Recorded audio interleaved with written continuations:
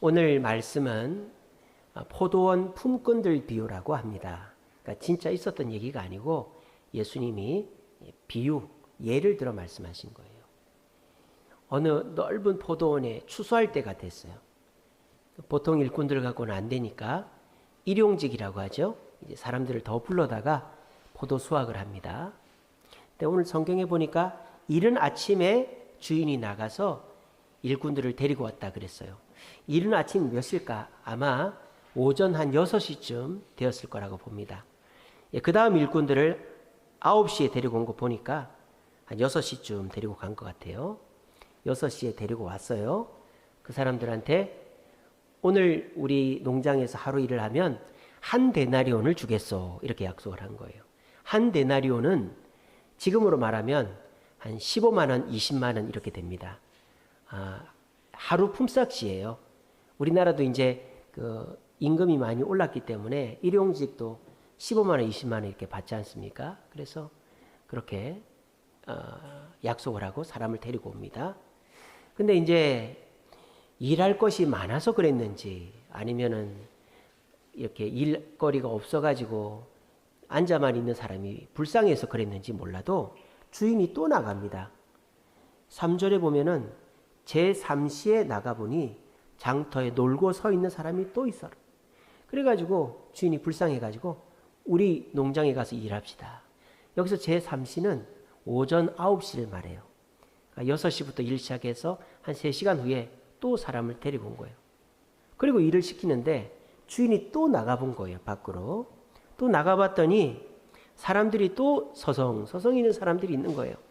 그래서 주인이 어떻게 합니까? 또 데리고 옵니다. 5절에 보시면 제6시는 이제 정오 12시를 말합니다. 그리고 제9시는 오후 3시를 말합니다. 하루가 이제 거의 다 끝나가는데 오후 3시에도 사람을 데리고 왔어요. 심지어는 몇 시에도 데리고 온 줄 아세요? 6절에 보시면 11시, 이 유대 시간으로 11시는 우리 시간으로 오후 5시예요. 5시에도 사람을 데리고 온 거예요. 그러니까 사람을 오전 6시, 9시, 12시, 3시, 5시까지 데리고 온 거예요. 그럼 일은 몇 시에 마칠까요? 일은 6시에 마칩니다. 오늘 성경에 보면 1시간 일했는데 이런 말이 나오거든요. 맨 마지막에 온 사람이. 그러니까 5시에 온 사람이 1시간 일하면 6시 아닙니까?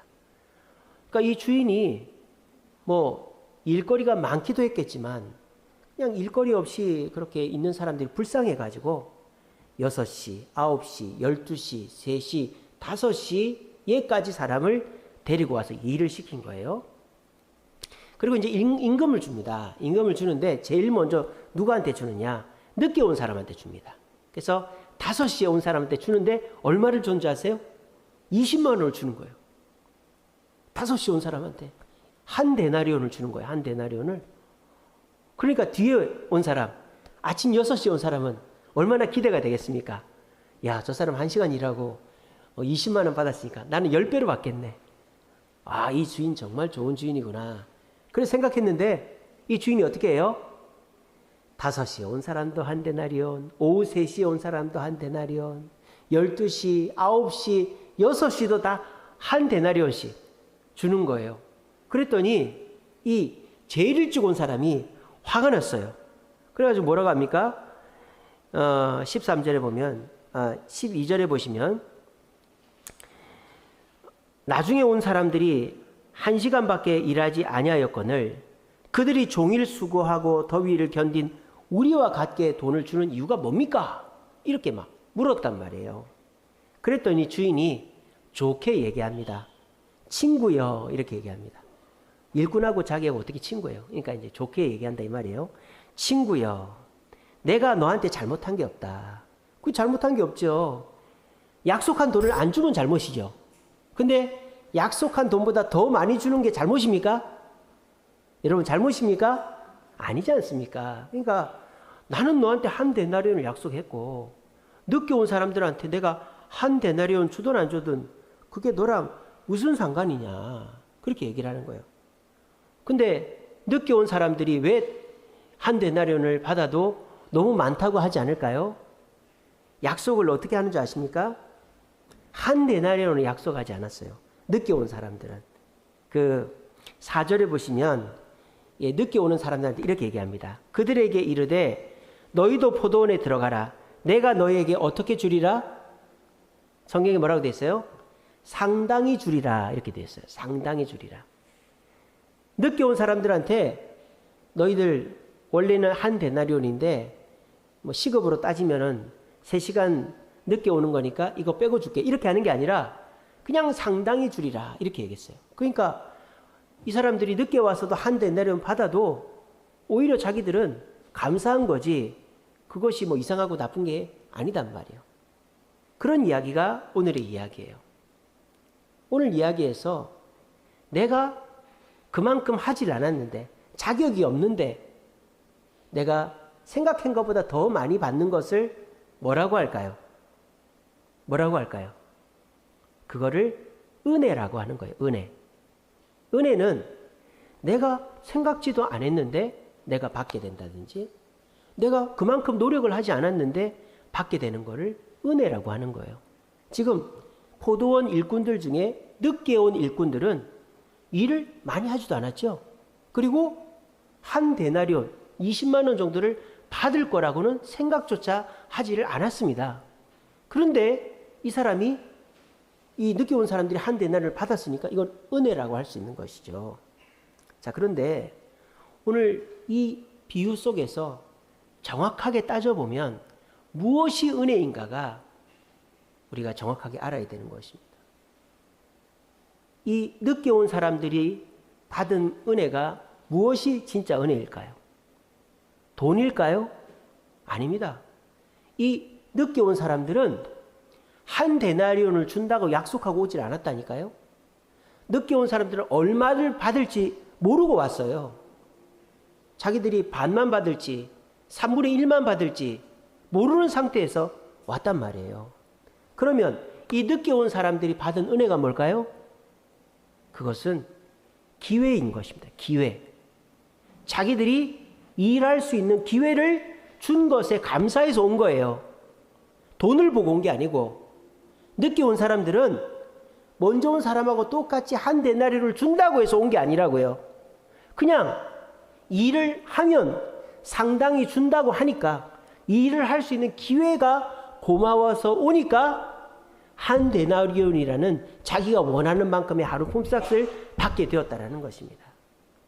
여러분, 기회라는 것은요, 내가 원하는 대로 오는 게 아니에요. 올 때는 이게 기회인지 아닌지 몰라요. 근데 내가 그 기회를 잡고 나면 어떻게 돼요? 그게 진짜 기회가 되는 거예요. 하나님은 저와 여러분들에게 기회를 주시는 분인 줄로 믿으시기를 바랍니다. 오늘 이 추석 연휴 중간에 주님 앞에 예배 나오신 여러분들에게 하나님은 기회를 주실 줄로 믿습니다. 하나님은 아담에게 기회를 주셨어요. 정말 최고의 기회를 주셨죠. 죽지 않고 에덴 동산에 있는 것을 마음껏 먹을 수 있는 기회를 주셨어요. 근데 그 아담은 그 기회를 잘 썼습니까? 잃어버렸습니까? 잃어버렸죠. 근데 노아라는 사람 보세요. 성경에 노아는 어땠죠? 하나님께서 물로 심판하는데 너와 너의 가족들만 살려줄게. 그래서 120년 동안 방주를 만들고 그 방주 안에 들어가서 1년 동안 비가 오고 물이 안 빠지는데도 노아의 8식구만 살아남았습니다. 노아는 그 기회를 얻었습니까? 잃어버렸습니까? 얻었습니다. 아담은 놓쳤는데 노아는 얻었습니다. 또 이스라엘의 초대 왕이 사울 왕입니다. 근데 이 사울 왕은 베냐민 지파예요. 이스라엘의 12지파 중에서 가장 연약한 지파가 베냐민 지파입니다. 막내 지파니까요. 근데 거기서 왕이 났으니까 얼마나 큰 은혜를 받았어요. 근데 그 기회를 사울은 유지합니까? 놓칩니까? 놓칩니다. 그래서 귀신이 들리고 전쟁터에서 자살합니다. 다윗은 어떻게 됩니까? 다윗은 유다 지파라는 이스라엘 최고의 지파이긴 해요. 근데 이새의 아들 중에 막내 아들이에요. 그러니까 자기한테는 기회가 오지 않아요. 근데 하나님이 자기 형님들을 다 제치고 다윗이 2대 왕이 되는 기회를 주셨어요. 근데 다윗은 그 기회를 잘 살립니까? 놓칩니까? 살려서 왕이 됐을 뿐만 아니라 죽을 때 전쟁에서 죽지 않고 자연사합니다. 사울은 기회를 놓쳤지만 다윗은 기회를 잡았습니다. 또 예수님의 제자 중에서 가룟 유다라는 제자가 있어요. 이 제자는 머리가 똑똑해가지고 돈을 관리하는 일을 맡았어요. 근데 이 가룟 유다는 예수님 제자에 그대로 있었습니까? 탈락했습니까? 탈락을 했습니다. 자살까지 했습니다. 근데 베드로를 보세요. 베드로는 예수님의 수제자로 인정받았지만 3번이나 예수님을 부인하고 도망쳤고, 예수님 부활하신 다음에도 예수님 곁에 있지 않고 갈릴리로 물고기 잡으러 간 사람이에요. 근데 이 베드로는 예수님이 다시 찾아오셨죠. 그래서 그 기회를 잡았습니까? 놓쳤습니까? 잡았습니다. 가룟 유다는 기회를 놓쳤고 베드로는 기회를 잡았다. 자, 보세요. 제가 기회를 놓친 3사람을 말씀드렸고 기회를 잡은 3사람을 말씀드렸어요. 아담, 사울, 가룟 유다는 기회를 놓쳤습니다. 다윗, 노아, 베드로는 기회를 잡았어요. 어떤 차이가 있을까요? 3가지가 있습니다. 기회를 잡는 사람은요, 기회의 특징이 뭐냐? 기회는 자주 오지 않는다라는 거예요. 기회는 자주 오지 않습니다. 기회가 자주 오면 그게 기회입니까? 그냥 일반적인 거지.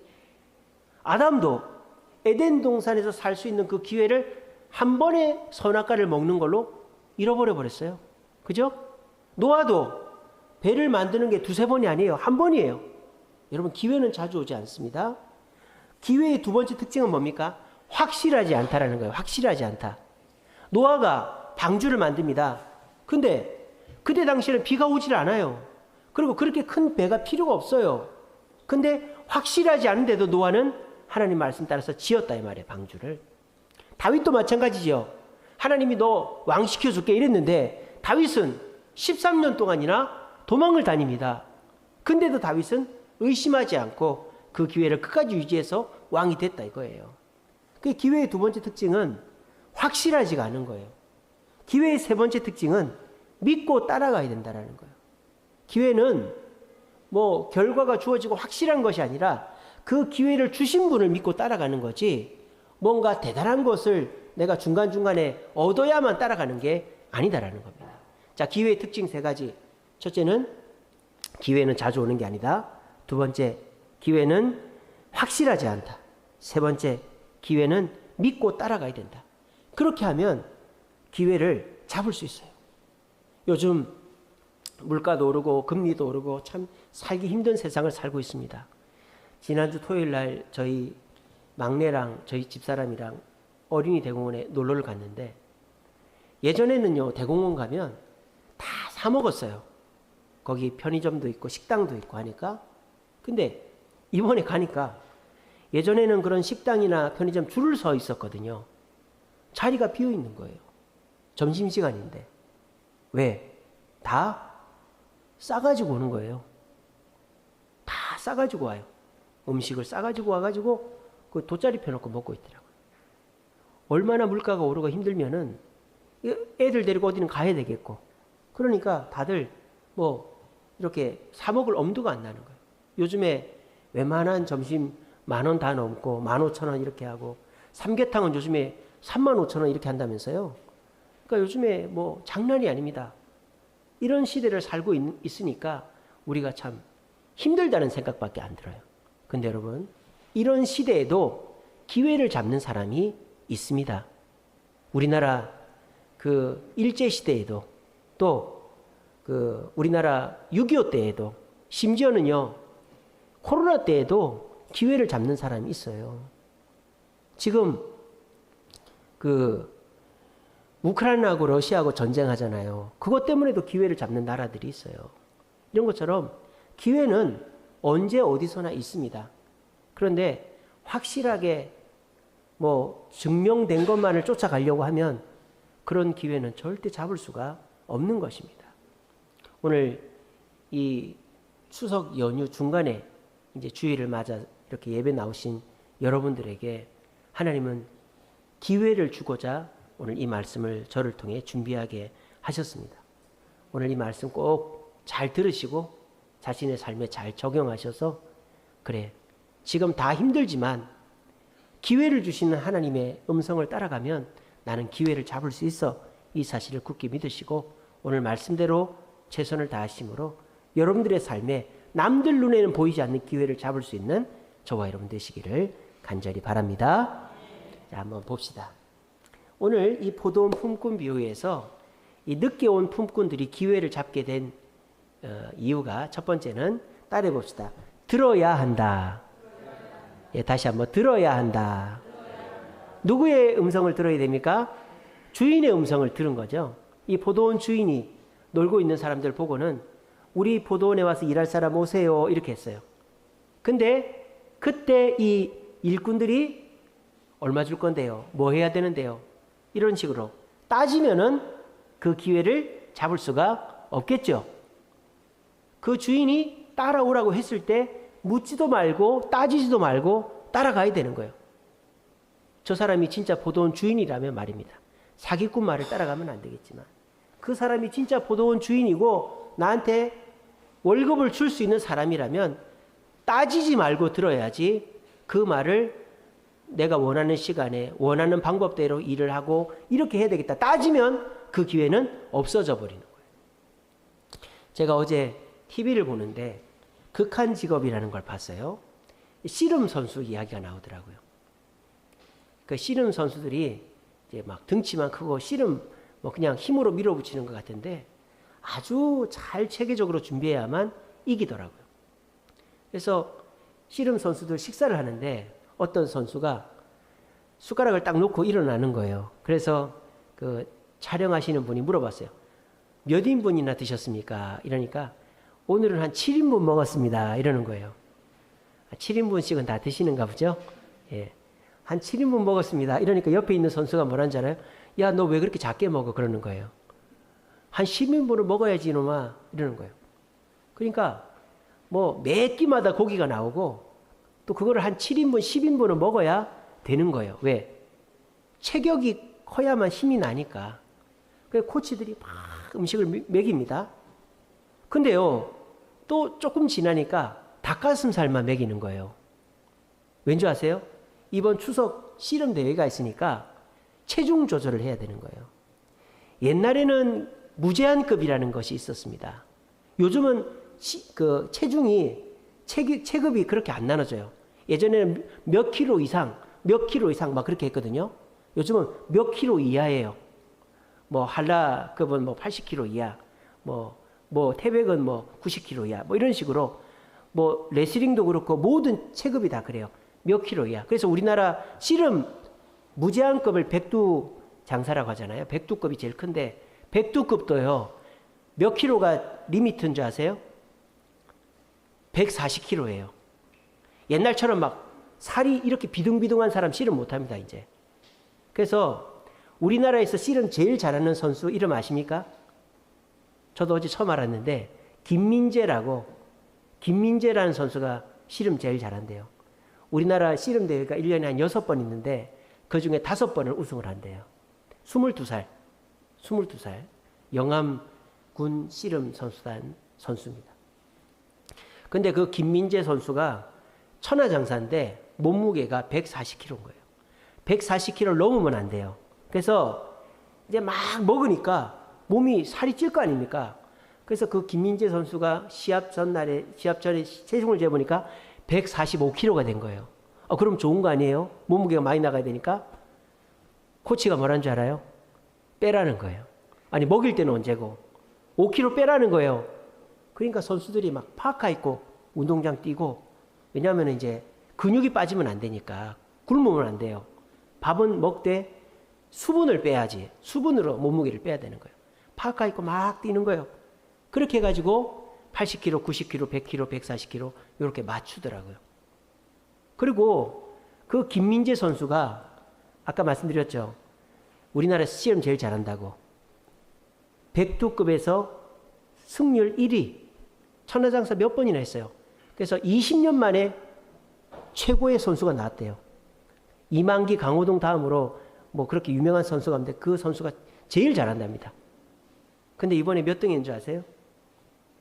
8강인가 4강에서 떨어졌어요. 왜 떨어졌는지 아세요? 허리랑 무릎을 다쳐가지고. 그러니까 8강인가 4강에서 떨어졌어요. 8강인가 4강에서 떨어졌어요. 8강인가 4강에서 떨어졌어요. 그러니까 8강인가 4강에서 떨어졌어요. 그러니까 8강인가 4강에서 떨어졌어요. 그러니까 8강인가 4강에서 떨어졌어요. 그러니까 이 씨름도 그냥 힘 좋고 덩치 좋다고 잘하는 게 아니라 코치 말을 들어야 되는 거예요. 그래서 그 TV에서 그러더라고요. 아니 그러면 평소에 적게 먹으면 살을 안 빼도 되지 왜 그렇게 많이 먹여놓고 살을 뺍니까? 하니까 하는 말이 체격을 키워놓고 봐야 힘이 난다는 거예요. 그러니까 평소에 135kg인 사람하고 140kg하고 붙으면 135kg가 질 확률이 높다는 거예요. 그러니까 몸무게를 145kg를 찌워놓고 물을 안 먹어서 140kg를 맞추면 이긴다는 거예요. 그런 식으로 한다는 거예요. 그러니까 코치 말을 들어서 체격을 키울 때는 키우고 또 다이어트를 할 때는 하고 그 몸의 이렇게 부상을 방지하기 위해서 코치 말을 들어야 되는데 그 말을 안 듣고 내가 체중 조절을 안 한다든지 내가 몸을 잘 관리를 안 하면 승률 1위 선수도 그냥 난데없이 떨어져 있는 게 씨름이라는 거예요. 마찬가지입니다. 저와 여러분들이 아무리 경험이 많고 지식이 많고 대단해도 우리는 5분 앞을 모르는 사람이에요. 오늘 이 예배 드리고 나가서 뭐가 어떻게 될지를 모르는 일입니다. 근데 내가 모든 것을 다 할 수 있다. 옛날에 작년에도 이렇게 했으니까 올해도 이렇게 되겠지. 아이고 요즘 세상에 그게 됩니까? 안 되지 않습니까? 6개월 단위로 바뀌는 게 요즘 세상인데 여러분 우리가 기회를 얻으려면요 들어야 돼요. 누구 말을? 하나님 말을 들어야 돼요. 오늘도 아유 목사님 하나님 말씀 어떻게 해야 들을 수 있습니까? 하나님이 저한테 말 안 하던데요. 어디서 듣긴 어디서 들어요? 지금 듣고 있는 거지. 하나님이 지금 저를 통해서 여러분들한테 말씀하지 않습니까? 제발 내 얘기 좀 들으라고. 근데 여러분들은 따지지 않습니까? 하나님 오늘은 제가 교회를 못 갈 것 같은데요. 하나님 이 일은 내가 안 해봐서 못 하겠는데요. 하나님 내가 자존심이 있지. 어떻게 나한테 이런 일을 시키십니까? 그게 하나님 음성을 안 듣는 거예요. 하나님은 하나님 음성을 주십니다. 교회를 오시면 설교를 들으면 그게 하나님 음성이에요. 조금 더 궁금하십니까? 조금 더 구체적으로 알고 싶으세요? 그럼 기도를 하세요. 하나님 음성이 안 들린다고 하지 마시고 기도를 하세요. 새벽기도 나올 수 있으면 제일 좋지만 안 되면 집에서라도 기도를 하세요. 정시간이 없으면 화장실에 앉아서라도 기도를 하세요. 그러면 하나님이 음성을 주십니다. 어떻게? 뭐 이게 네 도끼냐 이런 식으로 주는 건 아니고 하나님께서 내가 성경을 읽었을 때 말씀으로 또는 목사님이나 뭐 권사님이나 장로님이나 주변 성도들을 통해서 그렇게 나한테 사인을 주시는 거예요. 근데 그게 확실해질 때까지 기다리고 이러면 안 돼요. 하나님의 음성이 확실하면 하나님의 말씀이라면 따라가야 되는 거예요. 그러면 기회를 잡는 겁니다. 자, 오늘 이 시간 이 추석 연휴 중간에 교회 나오신 여러분들이야말로 참 복된 분들이에요. 어디 가지 않고 주님께 나왔으니까요. 요즘같이 힘든 시절에 우리가 다 같이 죽는 시절이라고 생각하지만 절대 그렇지 않아요. 요즘 같은 시절에도 기회를 잡을 수 있어요. 우리 주세움교회도 그렇지 않습니까? 우리 시찰에 어떤 교회를 지으려고 보니까요. 계산을 해보니까 100억이 든대요. 100억이. 요즘 같은 시절에 저희 교회만한 규모의 건물을 지으려면 땅값부터 시작하면 100억이 듭니다. 근데 우리 교회는 그때 지금으로부터 한 3년 전부터 시작했으니까 반값도 안 되게 지었잖아요. 3분의 1로 지었잖아요. 이게 뭐예요? 우리는 하나님의 음성을 듣고 따랐다라는 거죠. 그래서 우리 성도님들 중에서 왜 그렇게 빚을 져가면서 교회를 짓느냐 말하는 분 아무도 없습니다. 왜? 그때 아니면 못 지었으니까. 아무리 기회가 없다 그래도 하나님의 음성을 따라가면 기회가 있는 거예요. 여러분 힘들다 하지 마시고 하나님께 나와서 하나님의 음성을 들으시되 따지지 마세요. 따지지 마시고 하나님이 이렇게 해봐라 하면은 아멘 하고 그 일을 하시기 바랍니다. 여러분들도 이제 여러분들 주변에 여러분들한테 이제 직원들이 있을 거 아니에요. 또는 뭐 여러분들을 따르는 후배나 뭐 조카나 하다못해 동생들이 있을 거 아니에요. 근데 직원이나 조카나 동생들 중에 내 말을 잘 듣는 애들은 어떻습니까? 이거 한번 해봐. 예, 알겠습니다. 할게요. 아, 감사합니다. 뭐 이렇게 감사도 하고 잘 듣는 애들을 옆에 있으면 참 걔들이 사랑스럽고 좋잖아요. 그죠? 그럼 어떻게 되는지 아세요? 내가 얘를 책임지고 싶은 마음이 들어요. 여러분들 그렇지 않습니까? 직원들이 여러 명 있는데 맨날 따지고 싫다고 하고 짜증내고 이런 애들은 그래 너 월급이나 받고 그래 회사 다녀라 이러지만 와서 배우려고 하고 뭐든지 막 열심히 하려고 하고 고맙다고 감사하다고 하고 이런 애들은 내가 저놈은 좀 챙겨봐야 되겠다. 내가 좀 키워봐야 되겠다. 이런 마음들이 드는 거예요. 우리 가게를 하시거나 회사를 하시거나 또 이제 나이가 드신 분들은 제 말이 무슨 말인 줄 알 거예요. 잘 따라오는 사람은요, 돌봐주는 사람이 생기는 거예요. 근데 요즘은 따지기는 잘하는데 따라가질 않는 거예요. 다 자기 주관이 있고 자기 생각이 있어가지고 따라가질 않는 거예요. 그럼 어떻게 될까요? 책임도 나 혼자 다 져야 되는 거예요. 책임도 나 혼자 다 져야 되는 거예요. 하나님께서 여러분들에게 이렇게 한번 해봐 하면서 기회를 주실 때 내 생각과 다르고 내 방법과 다르고 내가 원하는 시기가 다르다고 따지고 안 가면 하나님은 저와 여러분들보다 따지지 않고 하나님 앞에 순종하는 자에게 더 관심을 가지고 그 사람에게 기회를 더 주시는 거예요. 오늘 이 자리에 계신 분들 중에 오늘 이 말씀을 듣고 아멘 하면서 하나님의 뜻이 분명하다면 저는 따지지 않고 따라가겠습니다 라고 하는 자에게 하나님께서 남들이 볼 수 없는 기회를 주실 줄로 믿으시길 바랍니다. 기회를 얻는 두 번째 방법은요. 따라해 봅시다. 따라야 한다. 따라야 한다. 지금 이 놀고 있는 일꾼들을 불렀어요. 불렀을 때 이 일꾼들에게 주인이 뭐라고 합니까? 내가 한 데나리온을 주겠다고 말하지 않았다 그랬죠. 상당히 주겠다 그랬어요. 상당히 주겠다. 근데 그 말에 대해서 이 늦게 온 일꾼들은 흥정을 하지 않았습니다. 흥정을 하지 않고 어떻게 합니까? 상당히 주겠다는 그 주인을 믿고 그냥 간 거예요. 그러니까 그 기회를 잡으니까 나중에 한 데나리온이 자기 손에 딱 주어졌다 이 말입니다. 아까도 말씀드렸다시피 모든 사람이 저렇게 될 거야. 결과를 보고 따르려고 하면 그건 기회가 아닙니다. 다 그렇게 하면 잘 된다. 그건 기회가 아니죠. 남들이 모르는 방법이 기회죠. 남들이 모르는 시기가 기회인 거예요. 그러니까 기회는 결과를 보고 따라가는 게 아니에요. 불확실해도 그 사람을 믿고 따라가면 기회가 내 손앞에 주어지는 거예요. 여러분 부자가 되려면 어떻게 해야 될까요? 전 세계 부자들을 통계를 내봤어요. 전 세계 부자들을. 근데 전 세계 부자들 중에서 부자가 어떻게 되는 줄 아십니까? 80% 이상이 땅 부자들이에요. 땅 부자. 전 세계에서 80% 이상은 땅을 가지고 땅을 사놔서 묵혀놨든지 조상으로부터 땅을 물려받은지 그게 개발이 되든지 전 세계 부자들의 80%는 땅으로 부자가 된 사람들입니다. 나머지 20%가 회사를 해가지고 부자가 된 거예요. 월급을 받아가지고 부자가 된 사람은 0. 몇 %밖에 안 돼요. 그러니까 부자가 되려면 사업을 해야 돼요. 사업을. 자, 근데 사업을 하는데 어떤 사업을 해야 되느냐? 두 가지를 해야 되는 거예요. 하나는 독점적으로 할 수 있는 사업. 남들은 못하는 기술을 갖고 있거나 남들은 손 못 대는 나만의 라이센스, 나만의 어떤 독점적인 지위를 갖고 있는 사람은 돈 법니다. 그리고 그게 아니면은 다 어디든지 팔 수 있는 거, 박리담에 코카콜라처럼 어디든지 팔 수 있는 물건이면 돈 법니다. 그러니까 기업을 하려면 두 가지예요. 남들이 할 수 없는 일, 라이센스를 내가 나만 갖고 있거나 나만 기술을 갖고 있는 그 사업을 하시거나 아니면 그냥 다이소라든지 월마트는 이렇게 월마트가 미국 가면 15kg당 하나씩 있거든요. 우리나라는 택배를 집으로 해주잖아요. 근데 월마트는 당신 집에 15kg에 있는 월마트에 갖다 놓을 테니까 찾아가세요. 그래도 미국 사람들 좋아한대요. 거리가 엄청 머니까. 그러니까 월마트가 미국에서 세계 최고 1위 유통업이잖아요. 그러니까 그런 식으로 아예 박리담위로 팔든지 아니면 라이센스를 갖고 있으면 돈을 버는 거예요. 그래서 우리나라가 지금 기업이 판도가 바뀌었잖아요.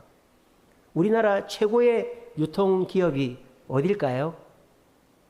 뭐 마트 이런 거 유통하는 기업. 우리나라 1등 유통기업이 어딘지 아세요? 원래는 10년 전에는 롯데였습니다. 롯데. 10년 전에는 롯데마트였어요. 근데 신세계로 바뀌었어요. 신세계 백화점, 이마트. 근데 그게 올해 깨졌어요. 올해 우리나라 유통 1위가 어딜까요? 쿠팡입니다. 쿠팡. 신세계를 넘어섰어요. 쿠팡이 어떻게 해서 파는 거예요? 뭐 쿠팡이 없는 물건 팝니까? 쿠팡에서만 팔 수 있습니까? 아니죠. 박리담이에요. 그냥 싸게 막 새벽 배송해주고 막 그냥 살 사람들 다 갖다 줄게요. 뭐 그렇게 하는 거예요. 그렇게 해서 돈 번 회사가 쿠팡입니다. 라이센스만 갖고 돈 벌 수도 있고 뭐 구글이라든지 애플이라든지 뭐 이런 IT 기업들은 자기만의 독점적인 기술이 있죠. 그렇게 해서 돈 벌 수도 있고 쿠팡 같이 그냥 아예 막 다 그냥 팔아짓기는 그렇게 하면 돼요. 쿠팡은 자기들이 물건을 사죠. 다른 유통 뭐 어떤 소비자하고 회사를 연결시켜주는 게 아니에요. 회사 물건을 쿠팡이 다 사는 거예요. 그렇게 해서 가게에 재워놓고 주문이 들어오면 그걸 파는 거예요. 그러니까 싸게 빨리 파는 거예요. 자기 회사에 물건이 있으니까 새벽 배송이 되는 거죠. 근데 쿠팡이요, 영업 손실이요 2조씩 됐었어요. 2조씩 막 이렇게 됐었어요. 2조나 적자를 내는 회사가 안 망하는 게 이상하지 않아요? 근데 그 회사가 왜 안 망했는 줄 아십니까? 한 사람이 끝까지 돈을 안 뺐기 때문이에요. 그 사람이 누구냐? 일본의 손정이라는 사람입니다. 제1교포인데 일본의 최고 부자죠. 손정이라는 사람이 쿠팡에다 돈을 어마어마하게 조 단위로 투자를 했어요. 근데 이 쿠팡이 계속 적자를 내는 거예요. 1조 몇천억, 2조 이렇게 1조 8천억까지 적자를 냈었거든요. 그런데 손정이가 돈을 안 빼는 거예요. 더 투자를 하는 거예요. 그래서 쿠팡 주식이 안 떨어지고 더 올라가면 올라갔지 안 떨어진 거예요. 그리고 올해서부터 영업이익이 나는 겁니다. 그러니까 쿠팡이라는 회사가 뭐 어떻게 하고 이런 걸 따지는 게 아니라 손정이라는 사람을 믿고 나머지 투자자들이 돈을 안 뺀 거예요. 마찬가지입니다. 하나님께서 여러분들에게 맡기시는 일은 그냥 흥정하지 마시고 그 일을 따라가시면 됩니다. 그러면 하나님께서 그 흐릿한 결과를 축복으로 바꿔주시는 거예요.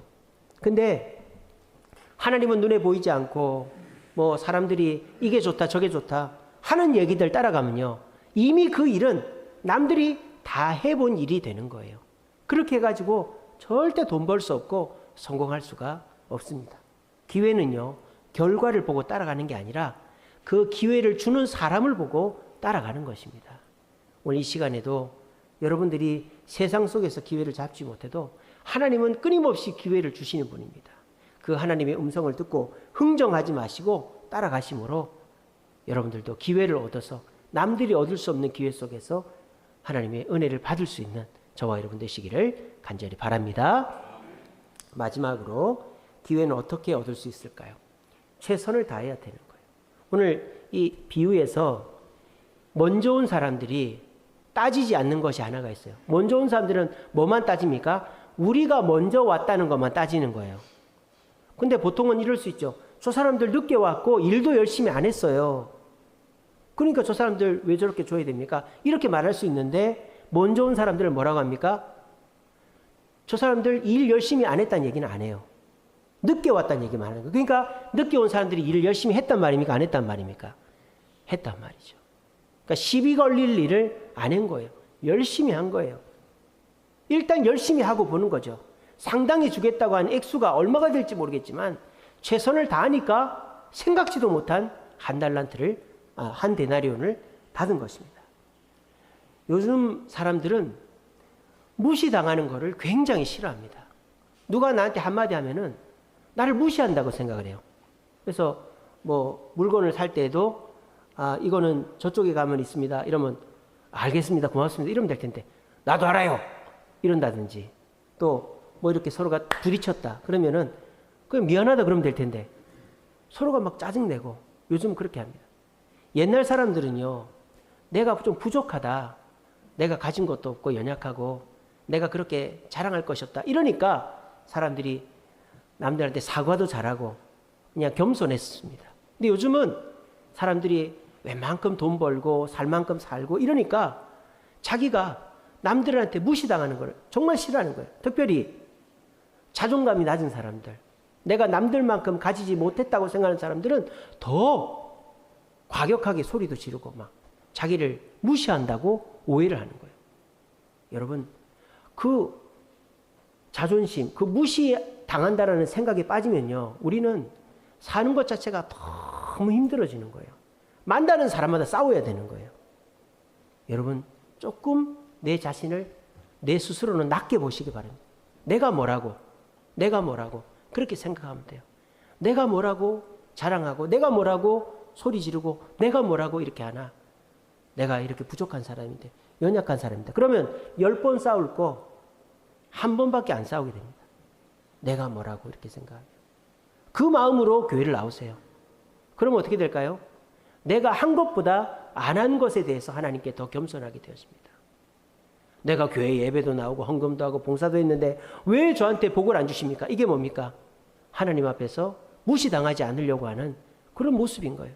근데 내가 뭐라고, 내가 이렇게 부족한데 연약한데 내가 뭐라고, 그래도 하나님 말씀 주시고 나한테 은혜 주시지, 이런 마음으로 오면 하나님이 은혜 안 주실 것도, 기회 안 주실 것도 기회를 주신다라는 것입니다.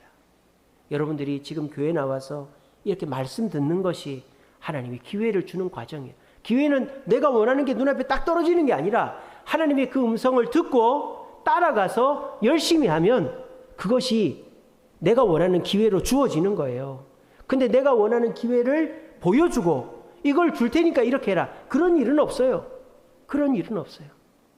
하나님께서 교회를 나오라고 하시고 또 교회 나와서 말씀을 듣고 또 하나님 말씀대로 순종을 하고 최선을 다하면 그것으로 인하여 여러분들이 원하는 가정에, 직장에, 여러분들이 자녀에게 일이 일어나게 되어지는 것입니다. 영어로 기회를 opportunity라고 합니다. opportunity. 이걸 라틴어에서 왔는데요. 오퍼와 포르투라는 단어에서 왔어요. 포르투. 포르투갈 아시죠? 포르투가 항구라는 뜻입니다. 항구. 포르투갈이 항구 바다 옆에 있지 않습니까? 그래서 오프 포르투를 합쳐서 opportunity라는 단어가 나왔어요. 오프라는 단어는 앞으로라는 뜻이에요. 앞으로. 포르투는 항구입니다. 그러니까 항구 앞으로. 이게 무슨 말이에요? 바다로 나간다는 뜻이죠. 바다로 나가고 싶으면 나가지. 왜 못 나가나? 못 나가죠. 서해안 같은 데는 바다에 나가고 싶다고 다 나가는 게 아니에요. 왜? 썰물 때는 배가 그냥 바다 갯벌 위에, 모래 위에 그냥 박혀 있는 거예요. 자, 그러면은 그 배가 바다로 나가려면 어떻게 되죠? 뭘 알아야 돼요? 물때를 알아야 되는 거예요. 물때를. 언제 물이 들어오는지, 언제 물이 나가는지를 알아야 되는 거예요. 그리고 어떻게 해야 돼요? 그 물때를 듣고 그 물때에 맞춰 나가야 되는 거죠. 그리고 그 물때에 맞춰서 배를 이제 하면은, 요즘은 뭐 항구 시설이 잘 돼 있지만 옛날 같은 경우에는 그렇게 해야만 포르투가 되는 거예요. 배가 바다로 나갈 수가 있는 거예요. 여러분들도 마찬가지입니다. 지금은 다 갯벌인 것 같고 모든 배들이 갯벌에 딱 얹혀져 있는 것 같은 그런 막막한 시기인 것 같지만, 바다가 밀물이 있고 썰물이 있듯이 기회는 반드시 있습니다. 근데 그 기회를 잡으려면 알아야 되는 거예요. 물때가 언제인지.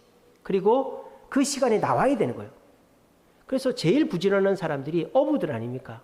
어부들은 새벽 3시, 2시 이렇게도 일어납니다. 왜? 물때에 나를 맞춰야 되는 거예요.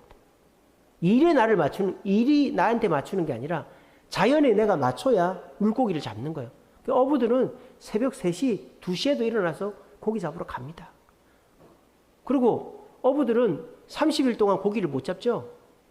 그래서 많이 해봐야 15일밖에 못 해요. 바람 불고 비 오고 풍랑 일고 이러면 못 해요. 자연에 나를 맞추는 거예요.